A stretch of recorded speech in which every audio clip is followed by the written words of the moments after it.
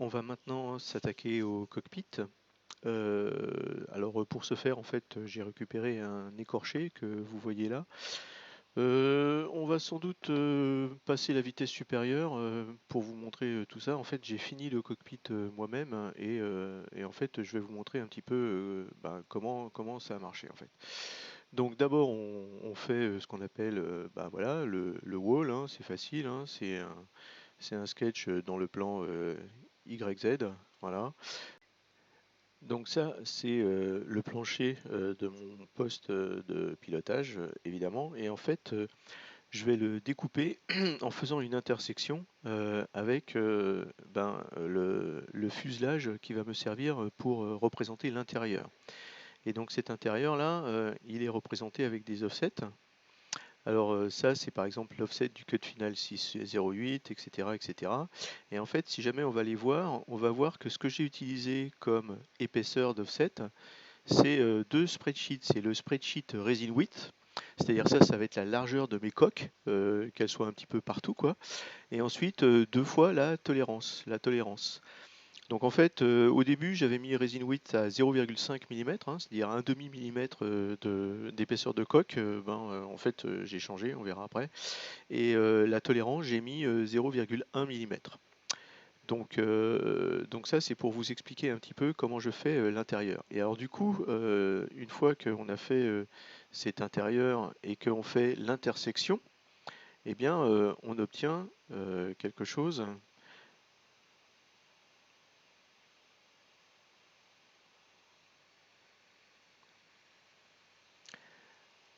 Donc voilà, ça c'est l'intersection, et on obtient quelque chose comme ça. Donc ça c'est quelque chose qui a exactement la forme de l'intérieur, enfin de cette partie du fuselage, quoi, vous savez. Et donc ça c'est quand même assez sympathique. Donc voilà, on est là comme ça. Ensuite, qu'est-ce qui se passe? Il se passe que j'ai fait le back protection. Donc ça c'est deux sketchs, d'accord. Il ne faut pas hésiter à faire des lofts de temps en temps. Voilà, et donc on a un loft ici qui correspond à la partie derrière. Et du coup, après, je l'ai fileté, excusez-moi, un petit peu. Donc du coup, on obtient ça avec un petit filet devant. Je me méfie des filets parce que assez souvent, ils font tout péter. Donc voilà quoi. Donc voilà, donc là, j'ai mon floor en back, j'ai mon filetet de protection. Ensuite, j'ai rajouté un petit placard, donc un petit placard, un petit voilà, parce qu'en fait, j'ai vu qu'il y en avait qui faisaient ça, donc ça c'est un petit truc en relief là. On mettra un petit, un petit transparent dessus, un petit décal, etc. Il y a deux petites boîtes aussi. Bon bah voilà, donc là on a fait deux petites boîtes. Ensuite, j'ai rajouté en fait, il y a une forme pour le back et pour le back wall. Alors pourquoi ça?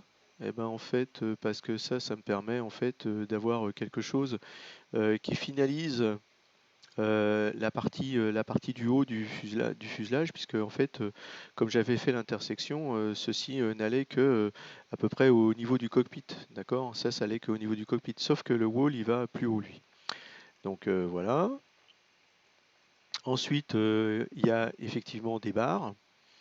Alors des barres, c'est deux barres qui sont là, hein. Alors je peux me mettre en vue de vue là. Voilà. Alors il y a un petit peu trop de monde. Voilà, deux barres. Donc deux barres qui sont en fait dans un plan flat face euh, par rapport au floor and back, hein. Donc c'est collé en fait sur le floor and back, hein, d'accord. Voilà. Sauf que comme elles sont flat face, elles peuvent aller un petit peu plus loin. Du coup, on les extrude et ça nous fait deux barres. Voilà. Une fois qu'on a deux barres, après je me suis amusé à faire euh,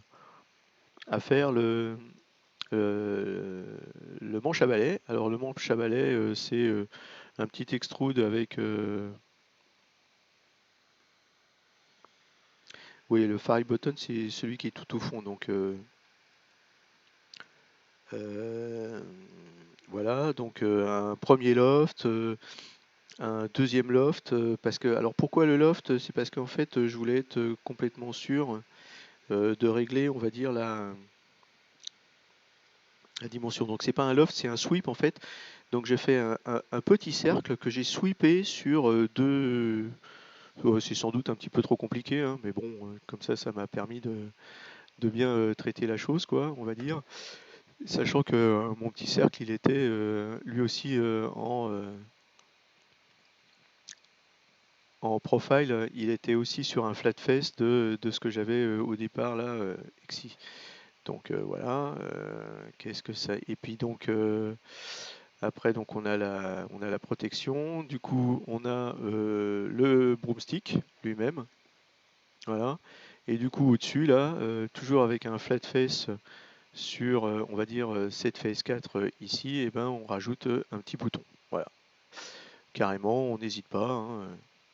Et ça nous donne, ça nous donne notre broomstick complet. Voilà, avec sa protection, le broomstick, et voilà. Donc voilà, hein, vous voyez que petit à petit, on a un certain nombre de choses assez sympas. Donc ça nous donne le cockpit structure. Donc maintenant, si jamais je dis non, ça je veux plus le voir, je vais voir mon cockpit structure. Et puis après, en fait, j'ai évidé le derrière, tant qu'à faire. Voilà, ça me donne celui-là avec un évidement derrière. Voilà, donc là on est très simple. Et puis ensuite, qu'est-ce que j'ai rajouté? J'ai rajouté le rudder hall. Donc le rudder hall, c'est la chose qui me permettra de mettre le palonnier, quoi, on va dire. Et puis après, en fait, de chaque côté, j'ai rajouté un left panel et un right panel. Alors comment ça se fait? En fait, c'est un petit peu toujours la même chose, hein. Euh, on va faire un truc qui va être trim handle, throttle, solid dial. Voilà, le cockpit left panel. Donc en fait, comment je fais? Je fais toujours avec un loft. Alors pourquoi là? Parce qu'en fait, mine de rien, j'ai vu qu'il y avait un angle. C'est-à-dire que ici, en fait, vous voyez que il y a un angle. Alors il est peut-être pas exactement positionné comme sur l'écorché, mais il y a un angle. Donc celui-là pour l'instant je ne veux pas le voir. Voilà. Donc ça me donne ces profils-là, hein, qui sont des profils en forme de L, on va dire. Du coup en loft, ça me donne un truc comme ça. Et une fois que j'ai ce loft-là, et ben j'ai toujours en le découpant avec le inner piece, j'ai ma forme qui correspond à ce qu'il y a à l'intérieur de mon fuselage.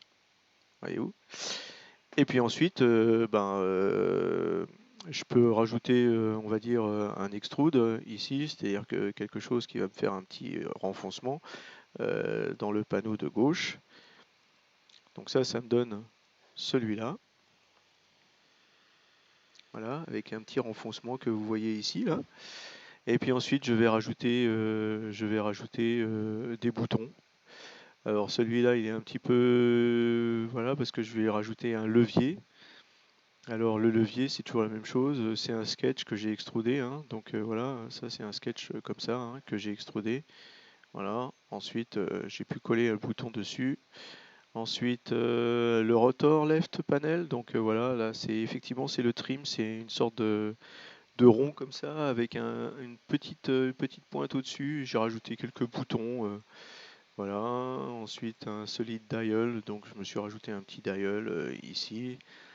Euh, Je me suis amusé à faire des petites croix. Alors attention, hein, bonjour, hein, là j'en ai chié un peu là pour faire des petites croix sur des petits supports. Donc tout ça, c'est à la base, c'est toujours la même chose, hein. On a, alors ça c'est ce qui me permet de faire les croix. Et puis en fait ça c'est le support. Donc voilà, on a deux supports qui sont deux ronds. C'est assez facile, hein, c'est toujours la même chose, hein. On a deux supports qui sont deux ronds. Qu'on extrude, on prend la flat face, on fait un autre truc dessus, et puis voilà, et ça nous fait, nos petites trucs. Ensuite, le throttle, ben voilà, parce que donc là c'est un ensemble, mais c'est un petit peu toujours la même chose, hein. c'est une base, etc., etc. Et si jamais vous voulez plus de détails, on peut. Et puis ça, c'est la trim handle qui est au-dessus du trim rotor. Voilà. Donc tout ça est quand même assez petit à chaque fois, hein. C'est-à-dire que si jamais je regarde cet extrude là, c'est un extrude de 0,2 mm. Donc là, en fait, quand on regarde ça, ici, on a l'impression que c'est gros, quoi. Mais en fait, c'est vraiment tout petit, quoi.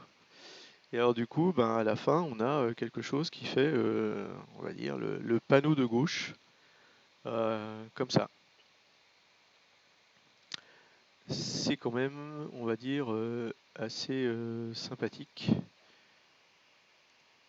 Assez sympathique. Alors là, j'ai laissé mes rotors, là. Non, j'ai pas laissé mes rotors. Non, j'ai pas laissé mes rotors. D'accord, ok. Je sais pas pourquoi il les montre. Donc, on a vu le cockpit structure with all, et puis bon, bah, le right panel, ben, c'est la même chose. Ah oui, si, un petit truc là, c'est que j'ai utilisé un array. Donc, bon, le right panel, c'est un petit peu toujours la même chose. C'est le miroir du left panel déjà, d'accord. Donc ça, c'est le cockpit left panel. J'ai fait son miroir, donc déjà, voilà, hein, c'est aussi simple que ça. Et ça a été la base. Après, j'ai fait un petit peu donc du recess à l'intérieur, ce qui me donne, on va dire, quelque chose comme ça, avec donc des creux à l'intérieur. Et à l'intérieur de ces creux, j'ai utilisé un arrêt. Donc je me suis d'abord fait un petit bouton que vous voyez ici. Et en fait, j'ai utilisé après la fonction arrêt. Donc cette fonction arrêt, elle est pas mal. Elle est assez utile. Et donc c'est quelque chose qui vous permet donc de définir en nombre de X. Donc là, j'avais deux rangs de 9 boutons chacun. Et en fait, à chaque fois, pour le X, vous racontez quels sont les intervalles. Donc les deux X, ben, c'est facile, ils sont espacés de 0,9 mm. Par contre, en intervalle Y, j'ai pu un peu ruser, puisque en gros, j'ai dit que ici, chacun des boutons était éloigné de 0,80 mm. Et comme ce panneau-là, il est légèrement incliné vers le bas, et ben en fait, en réglant un petit peu, on peut régler la dépression, on va dire, de chacun des boutons les uns par rapport aux autres. Et puis, ben, ça permet qu'ils suivent à peu près, on va dire, le panneau lui-même. Donc ça, c'était assez sympa. C'était la première fois que j'utilisais cette notion d'arrêt. Et puis après, on a rajouté quelques boutons et tout ça. Et voilà. Et tout ça, ça nous donne donc la cockpit structure complète. Voilà. C'est-à-dire que si jamais je vis plus ça et que je la complète, voilà, j'ai ma base de cockpit qui est là. Donc voilà, ça c'est la première étape. Et non, je ne vais pas vous demander de vous abonner ou de me donner de l'argent sur une quelconque cagnotte, etc. Par contre, ce qui est le plus important pour moi, en fait, c'est de faire vivre, on va dire, une communauté, de partager de la connaissance, de l'expérience, des échecs aussi. Et donc, si jamais vous pouviez mettre des commentaires, voir si jamais vous faites la même chose chez vous, si jamais ça vous est utile, si jamais vous avez des idées d'autres façons de faire que vous voudriez que je teste, par exemple, eh bien, ça, pour moi, c'est la chose qui a le plus de valeur. Allez, à bientôt!